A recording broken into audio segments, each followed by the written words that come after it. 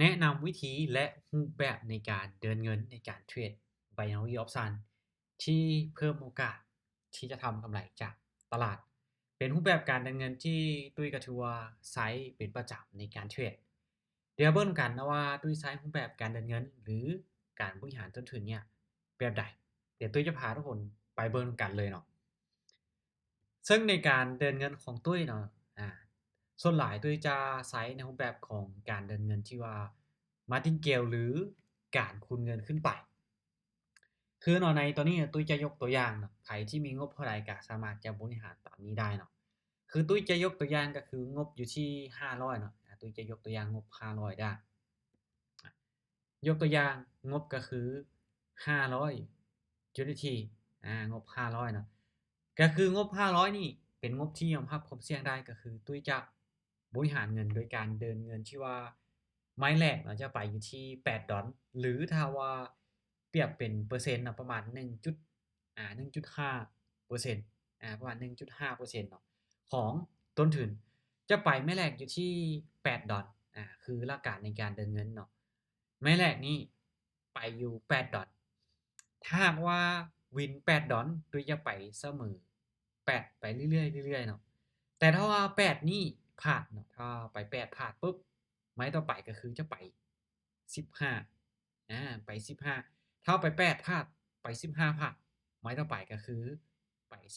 30อาถ้าโอเค30ยังพลาดอยู่ก็คูณขึ้นมาอีกเป็น62ถ้าโอเค62พลาดจะคูณขึ้นมาที่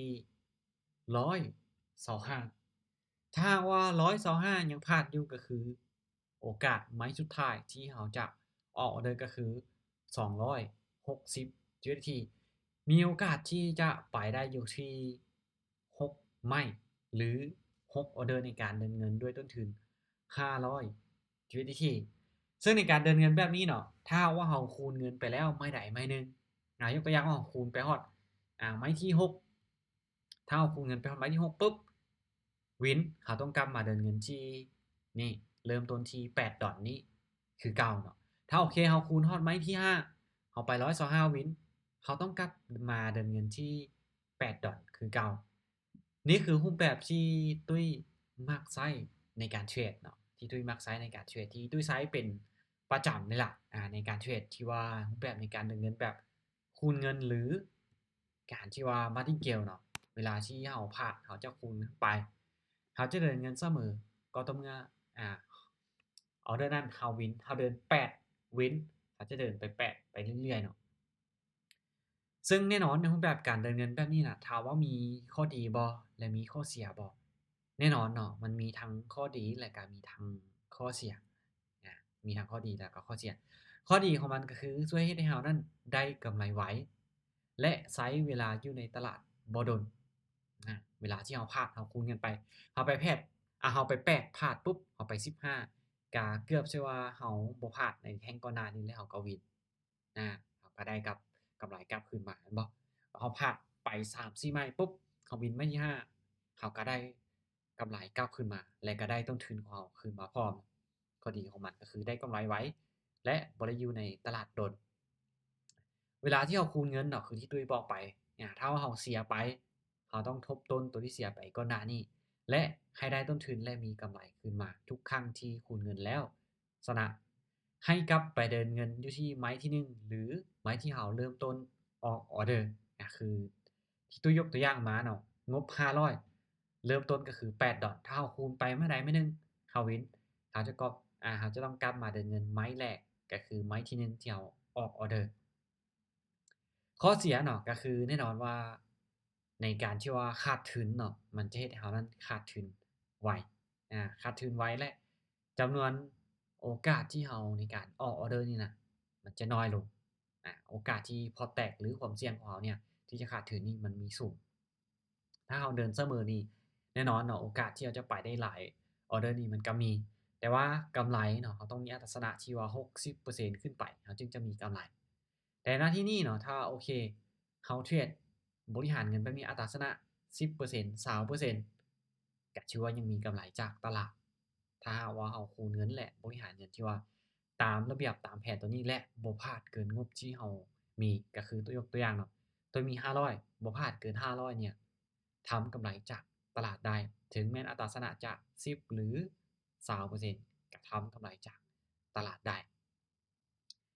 เดี๋ยวมาเบิ่งในกราฟตัวจริงกันเดี๋ยวเบิ่งในตลาดตัวจริงกันเดี๋ยวตุ้ยจะเอางบมาเอามา500ซะเก็บกำไรให้ทุกคนเบิ่งเก็บจาก20ปลายดอนก็พอละเก็บกำไรอยู่20ปลายดอนเดี๋ยวตุ้ยจะเทรดเป็นตัวอย่างให้ทุกคนเบิ่งเลยเนาะว่างบที่ว่า500จะเทรดแบบใด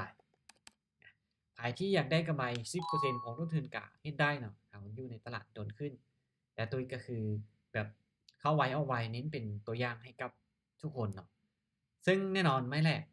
ตุ้ยจะไปอยู่ที่8ดอลก็คือที่ตามตัวนี้เลยไม้แรกเดินเงินอยู่ที่8ดอล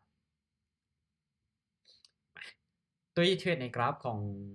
XRP เนาะ XRP อินดิเคเตอร์ที่ใช้กับ Moving Average เป็นอินดิเคเตอร์ที่ตุ้ยใช้ถือว่าเป็นประจำถือว่าเป็นอีกเส้นตัวนึงล่ะถึงแม้ว่าบางครั้งอาจจะบ่ได้ใช้แต่ก็ต้องเอาออกมาเพราะมันเป็นความคุ้นเคยมันเป็นความคุ้นชินที่เราใช้ในการเบิ่งกราฟเบิ่งทิศทางของราคามาเดี๋ยวมาเริ่มวิเคราะห์และก็ออกออเดอร์เลยเนาะโดยจะเก็บกำไรประมาณ24หรือ25ดอลเท่านั้นเก็บกำไรประมาณ 5% โอเค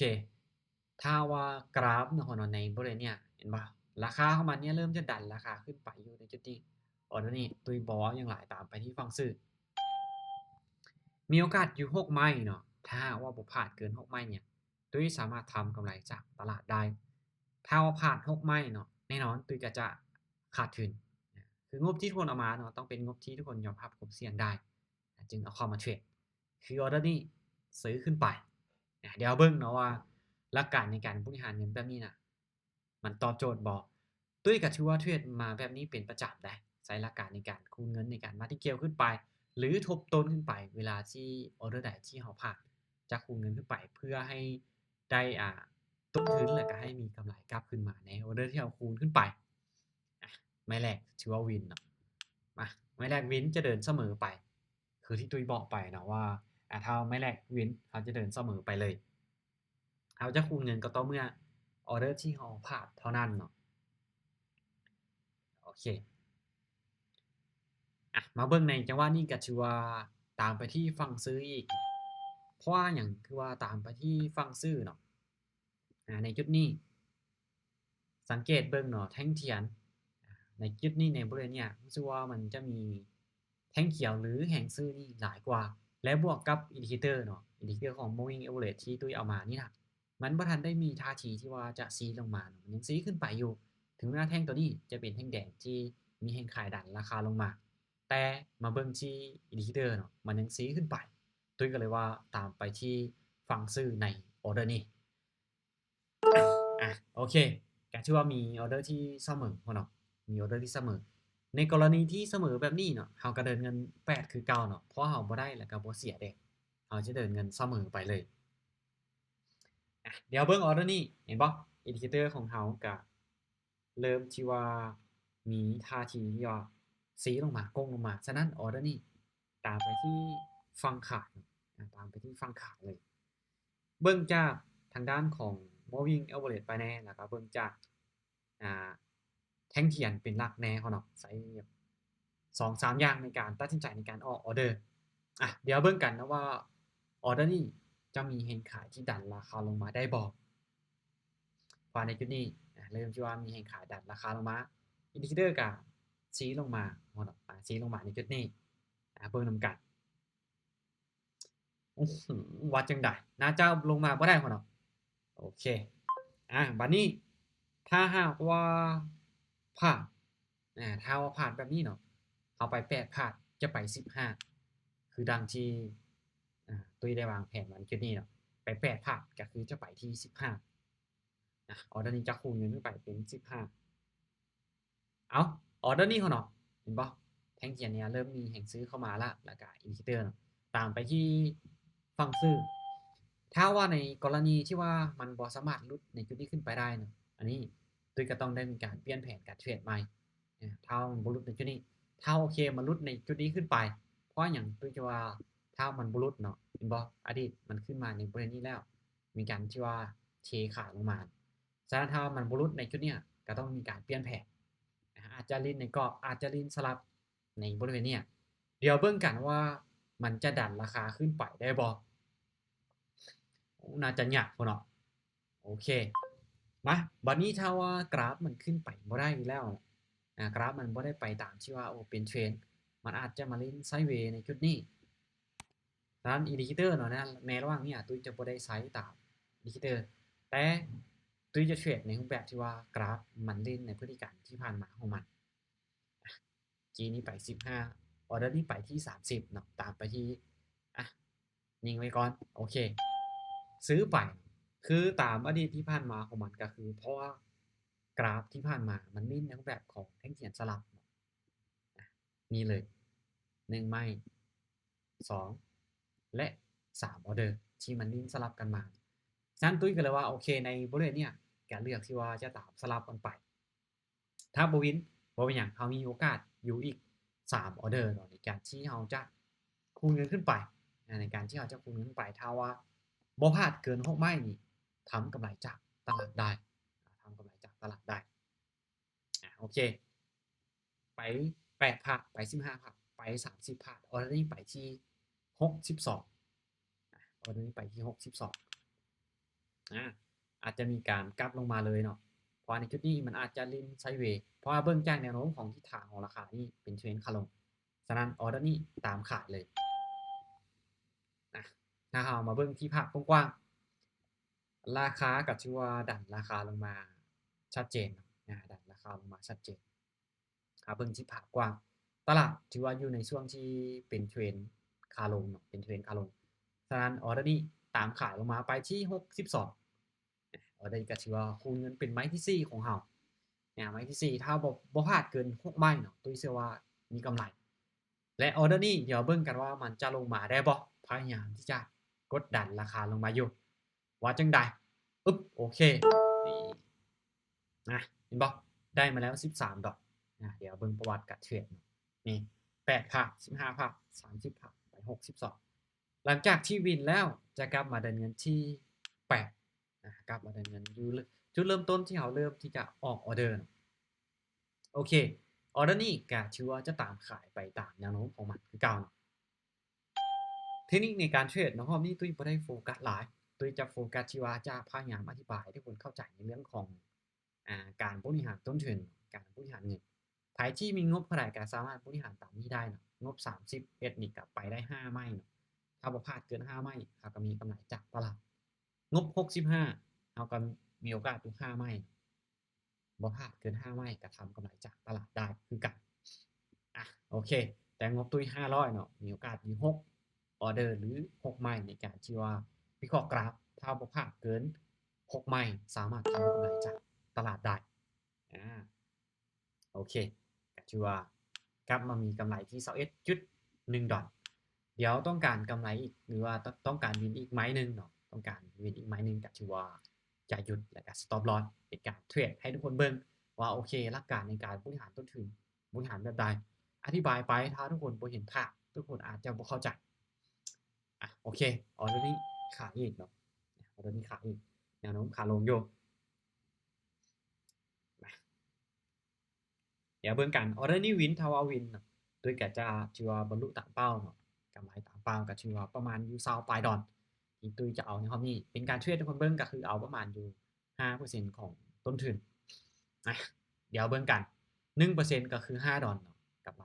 1% คือ5ดอลถ้าว่าได้25ดอลก็คือ 5% เอ้าเดี๋ยวมาเบิ่งกันจะปิดจ็อบบ่โอเคสวยปิดจ็อบไปงามๆได้อยู่ประมาณ5จุดปลายเปอร์เซ็นต์น้อยนึงเกือบได้6%นี่ล่ะแผนการหรือหลักการในการเดินเงินแบบคูณเงินเห็นบ่ถึงแม้ว่าพลาด3ออเดอร์ก็ตามพลาด3ออเดอร์วินเนี่ยออเดอร์4เขาจะได้ทั้งต้นทุนแล้วก็ได้ทั้งกำไรกลับคืนมาถึงแม้ว่าอัตราส่วนบ่หลายเนาะเอาเห็นบ่เราพลาด3วิน1แบบนี้เราก็มีกำไรถ้าว่าตัวอย่างเราไป3ออเดอร์แรกแล้วพลาดเลยวินมาที่4ก็มีกำไรฉะนั้นใครที่อยากจะเทรดในหลักการในการเดินเงินแบบนี้เนาะ ทุกคนก็สามารถไปฝึกเทรดในบัญชีเดโมหรือบัญชีทดลองก่อนได้นะว่าทุกคนยอมรับความเสี่ยงที่มันตามมาด้วยการเดินเงินแบบนี้ได้หรือบ่เนาะถ้าทุกคนยอมรับความเสี่ยงในผลที่ตามมาที่ว่าทุกคนก็จึงไปเทรดในบัญชีจริงถ้าโอเคทุกคนยอมรับความเสี่ยงบ่ได้แบบนี้ก็มีอีกหลากหลายรูปแบบในการเดินเงินเดี๋ยวในคลิปต่อไปเดี๋ยวตุ้ยจะมาอธิบายให้เนาะสำหรับคลิปนี้บ๊ายบายเนาะสำหรับใครที่เบิ่งมาฮอดจุดนี้แล้วอย่าลืมว่าเนาะตุ้ยฝากอย่างหนึ่งด้ฝากทุกคนกดติดตามกดไลค์กดแชร์ช่องของตุ้ยแน่คลิปนี้คือการถ้าทุกคนเห็นว่ามันเป็นประโยชน์ก็ฝากเนาะอย่าลืมฝากแชร์คลิปนี้ออกไปเพื่อหลายๆคนอาจจะยังบริหารเงินบ่เป็นยังเดินเงินบ่เป็นแต่ว่าหลักการในการเดินเงินแบบคูณเงินหรือมัลติเกลเราเดินเงินแบบใดแชร์คลิปนี้ออกไปเพื่อเป็นประโยชน์ให้กับหลายๆคนโอเคสำหรับคลิปนี้บ๊ายบายเนาะเดี๋ยวพบกันใหม่ในโอกาสต่อไปหรือในคลิปหน้าสำหรับคลิปนี้บ๊ายบายเนาะอย่าลืมอีกตัวหนึงเนาะตุ้ยจะเว้าอยู่เป็นประจำเลยเตือนทุกคนอยู่เป็นประจำเนาะเพราะว่าอย่างการเทรดนี่แม้นว่ามันได้ง่ายแต่มันก็เสียง่ายเนาะฉะนั้นการเทรดอาจจะบ่ได้เหมาะสำหรับทุกคนยิ่งคนที่ใจร้อนเนาะยิ่งบ่เหมาะกับการเทรดเลยเพราะว่าการเทรดนี่เป็นอีหยังที่เว้าในเรื่องของการคุมตัวเองและคุมอารมณ์นี่นะสุดๆเลยฉะนั้นไผที่ใจร้อนตุ้ยบ่แนะนำให้เทรดเนาะหรือว่าอยากจะเทรดก็ต้องไปฝึกในการควบคุมอารมณ์ของตัวเองให้ดีๆโอเคสำหรับคลิปนี้บ๊ายบายฮอนด้าเดี๋ยวพบกันใหม่ในคลิปต่อไป